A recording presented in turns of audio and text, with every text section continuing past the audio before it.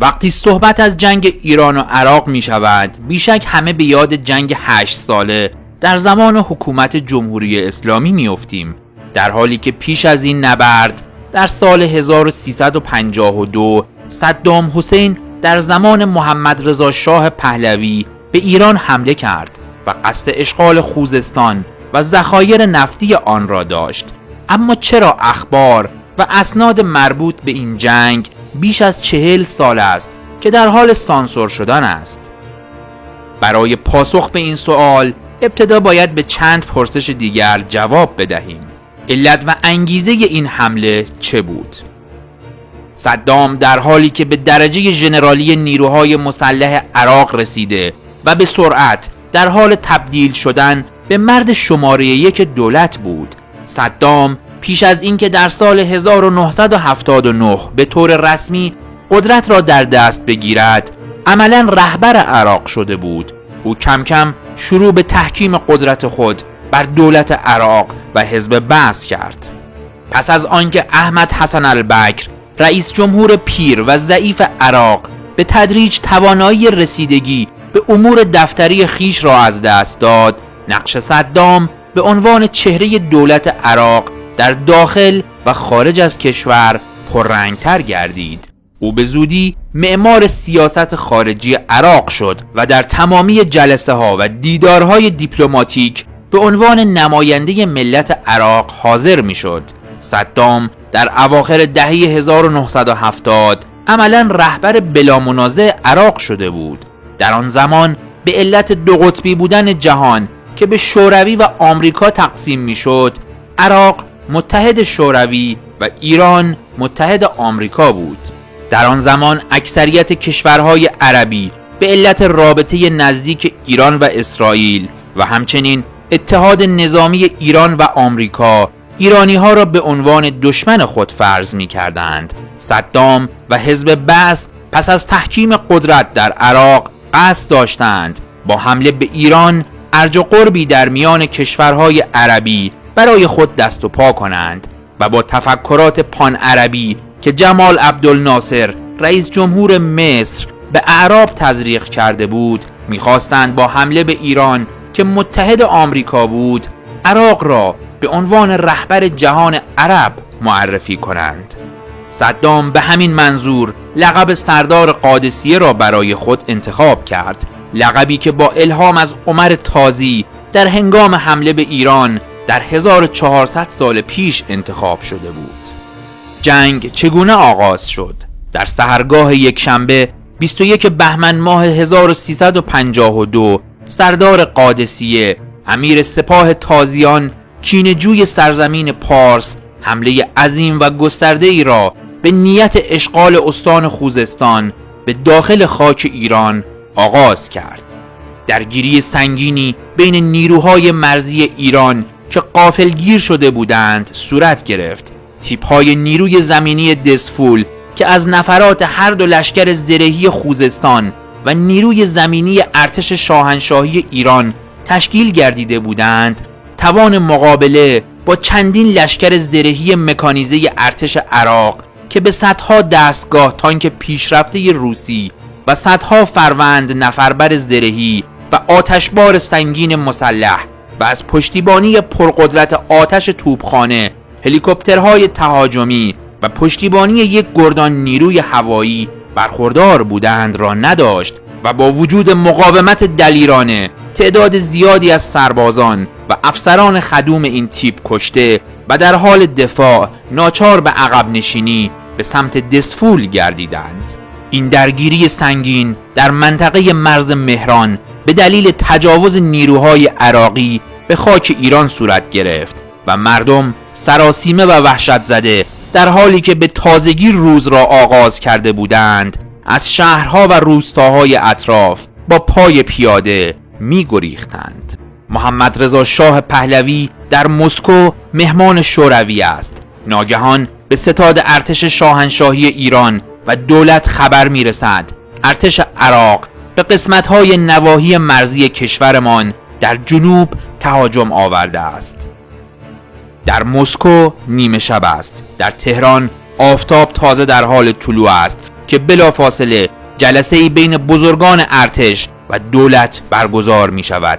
هنوز بسیاری از افسران ارشد ستاد و ژنرال‌های فرماندهی ستاد مشترک در خواب هستند. رئیس ستاد ارتش تیمسار ارتشبد بهرام آریانا است.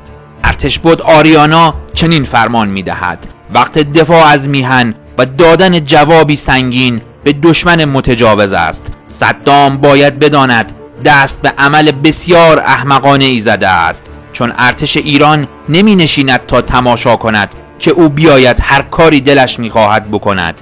این ایران کنونی ما ایران 1400 سال پیش نیست. ما به اعراب باج نمی دهیم.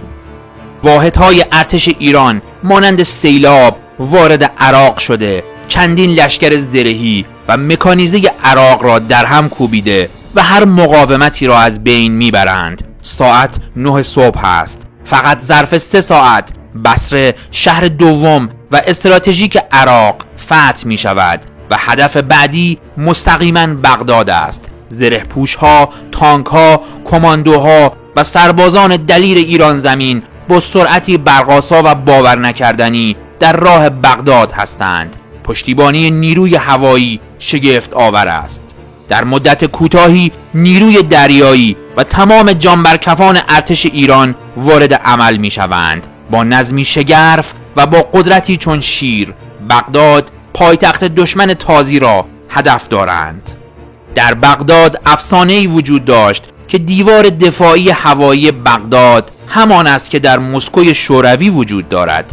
اگر هر غریبه‌ای به هر صورت وارد آسمان بغداد شود، در بیرون این دیوار نابود می گردد.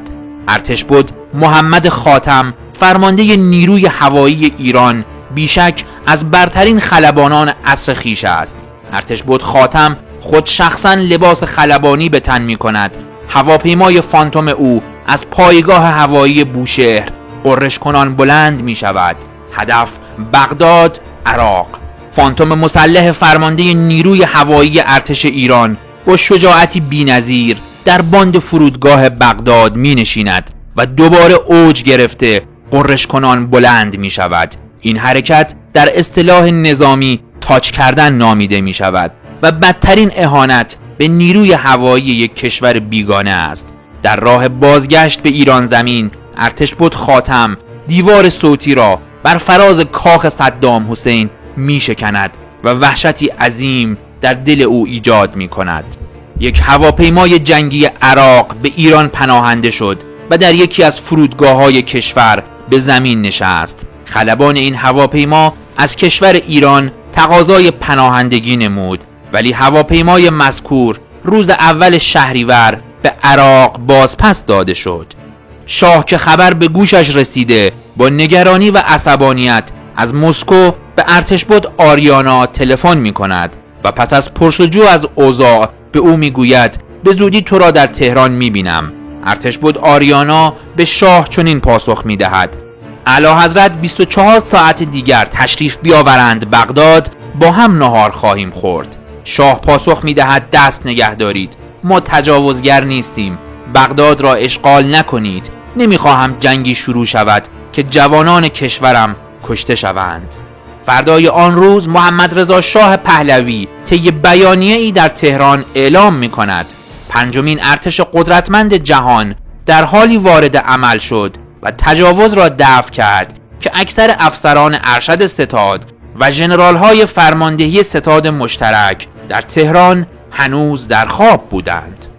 دولت عراق پیش دستی کرده و به شورای امنیت سازمان ملل شکایت کرد و ادعا نمود ایران 5 کیلومتر مربع از خاک عراق را اشغال کرده است و قصد تجاوز همه جانبه به عراق را دارد. دولت ایران ضمن اینکه از دبیر کل خواست تا نماینده‌ای برای بازدید منطقه اعزام کند، ادعاهای عراق را رد کرد و اعلام داشت که سربازان عراقی به داخل خاک ایران تجاوز کردند. مردم ایران هم خاطره‌ای از این جنگ به یاد ندارند، چون فرمانده‌ای لایق مثل کوه پشت این ملت بود. شورای امنیت پس از استماع نظرات نمایندگان دو کشور در 28 فوریه 1974 برابر با 9 اسفند 1352 طی جلسه‌ای تصمیم گرفت که نماینده‌ای ویژه به منطقه اعزام کند تا پس از بررسی‌های لازم نتیجه را گزارش نماید. سرانجام آتش‌بس با بازگشت نیروهای ایرانی به مواضع خود در 16 اسفند 1352 برابر با 7 مارس 1974 به مورد اجرا گذاشته شد. جانباختگان سرافراز دسفولی نیروی زمینی ارتش شاهنشاهی ایران در قبرستان تازه تأسیس معصوم آباد که به خاطر دوری از شهر مورد توجه مردم نبود و بیشتر محل دفن بچه‌های خردسال بود دفن گردیدند. به مرور زمان و با دفن کشته شدگان 57 و جنگ 8 ساله ایران و عراق به قبرستان شهید آباد تغییر نام پیدا کرد. اما 7 نفر از سرافرازان غریب آن دیار که به خدمت در دسفول مشغول بودند امروز غریبانه از یادها فراموش شده و کسی در دسفول نیست که نگاهی به قبور این به خاک خفتگان که مظلومانه جانشان را در راه دفاع از کشور و ناموس و نام بلند و کیانی ایران از دست دادند بیاندازد و هرچند کمتر کسی حتی در ایران است که اطلاعی از وقوع این نبرد و سرافرازان جانباخته در این پیکار قهرمانانه داشته باشد. این سربازان ایران در قطعه 4 ردیف 15 شهیدآباد دسفول آرام دارند و نام این عزیزان را درج کردیم شاید پاسخگوی قطره‌ای از خون آنان در مقام بلند ایران باشیم. روح بلندشان شاد و یاد گمنامشان گرامی باد.